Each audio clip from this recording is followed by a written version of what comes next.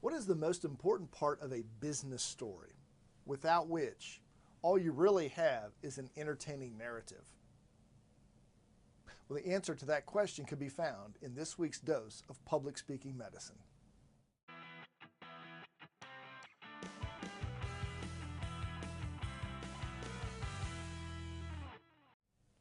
Hi, this is Michael Davis, your public speaking MD.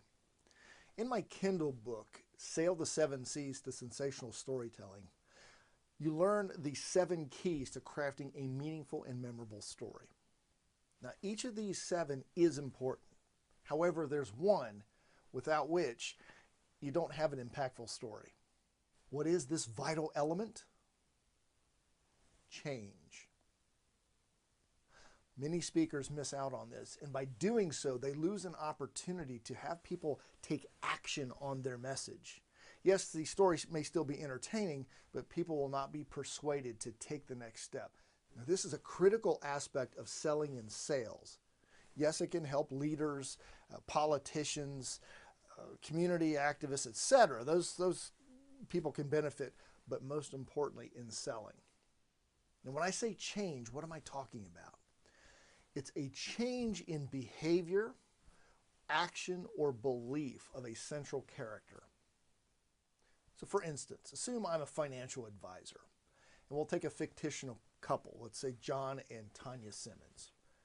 When I met the Simmons, what they told me was, Michael, we are really so worried about our future. I mean, we don't know how we're going to be able to retire and educate our kids at the same time without going broke. And all the other people we talk to, they just talk about investing here and there, but they don't really give us a peace of mind or reassurance that we can make it. Can you help us? We go through a series of meetings and processes, and 9 months later, we sit down and have a very different type of meeting. And the Simmons say to me, Michael, we can't tell you how relieved we are, how much better. I mean, even our marriage has improved, our communication's better because we went through this process with you. Now we know how we're going to create guaranteed income at retirement so that we never run out. We know that we can educate the kids, we can send them to the schools probably that they want to go to, and we can have the life we wanted, that we dreamed of. Thank you so much for helping us with that. Now, what do you make of this story of the Simmons, our fictional couple? When you meet them, they're in distress. They don't know how they're going to be able to retire the way they want to and also educate their kids. Most parents want to do that for their children. It was creating other struggles that you didn't get a lot of detail about, but it was causing internal conflict within the family. 9 months later, they sit down. They tell us how great their life is. They feel better. They're relieved. They can educate their kids and get the retirement that they wanted. That's the change. Their attitude, how they feel, has completely shifted.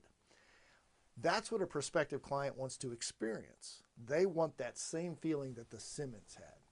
So that is the simple but critical aspect of storytelling that far too many people leave out.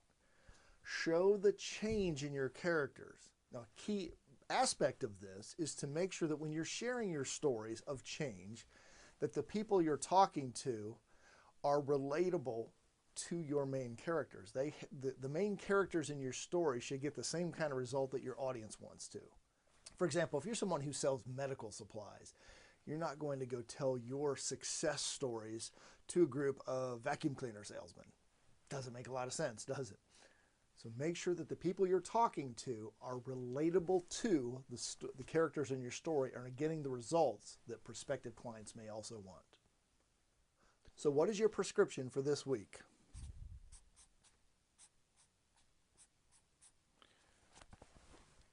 Illustrate the change in your character that will relate to your audience members. Do this, and you have a much better chance of selling your idea, product, or service. I look forward to seeing you in our next weekly dose of Public Speaking Medicine.